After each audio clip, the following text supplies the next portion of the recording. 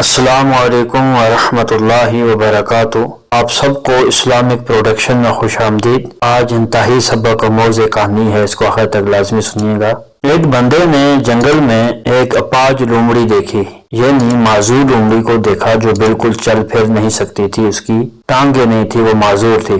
اس کو بڑا تعجب ہوا، وہ حیران ہوا کہ یہ زندہ کیسے ہے، کھاتی پیتی کس طرح ہوگی۔ لہذا یہ جاننے کے لیے کہ اللہ تعالیٰ اس کو روزی کیسے عطا فرمائے گا، چھپ کر کہیں بیٹھ گیا۔ وہ بیٹھا رہا، تھوڑی دیر کے بعد اس نے دیکھا کہ جنگل میں سے ایک شیر آیا اور اس کے منہ میں وہ شکار تھا، تو وہ آ کر ایک جگہ بیٹھ کر اس نے وہ شکار جو ہے کھایا، جو بچ گیا وہ چھوڑ کر چلا گیا۔ اور لومڑی جو معذور تھی وہ رنگتی رنگتی اس شکار کے قریب گئی، جو بچا ہوا تھا وہ کھانا شروع کر دیا اس نے۔ اس واقعے سے اس بندے نے یہ مطلب اخذ کیا کہ اگر اللہ تعالیٰ اس اپاج لومڑی کو، معذور لومڑی کو رزق دے سکتا ہے تو مجھے کیوں نہیں دے گا؟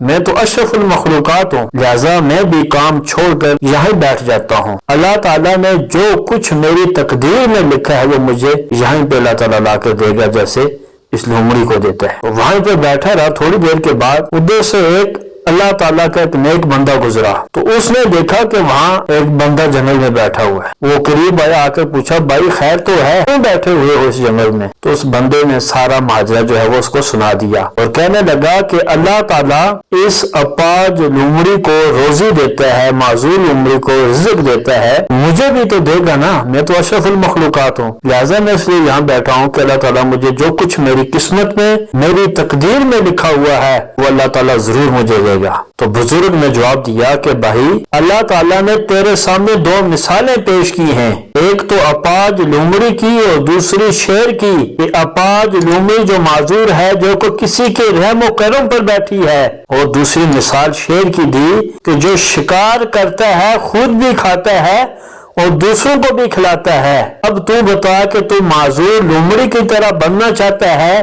یعنی کسی کے رحم و کرم پر رہنا چاہتا ہے کہ کوئی بچا ہوا کھانا تجھے دے، یا شیر کی طرح تو خود بھی کما کر، خود بھی محنت کر کے خود بھی کھا اور دوسروں کو بھی کھلائے۔